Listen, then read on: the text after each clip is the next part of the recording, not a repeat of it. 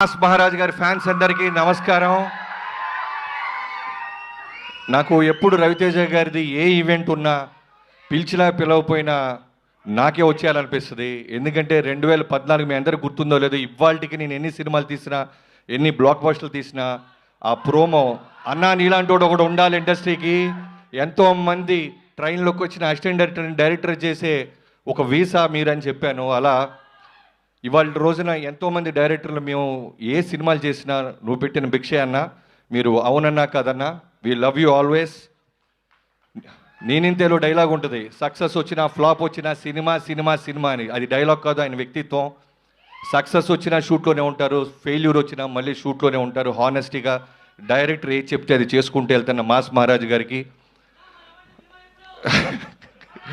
త్వరలోనే చేస్తాను తమ్ముళ్ళు, త్వరలోనే చేస్తాను. గ్యాప్ లేకుండా దూసుకుంటూ వెళ్ళిపోతున్నారు ఆయన. ఏదో ఒక గ్యాప్లో అప్లికేషన్ పెట్టి వచ్చేస్తాను. సో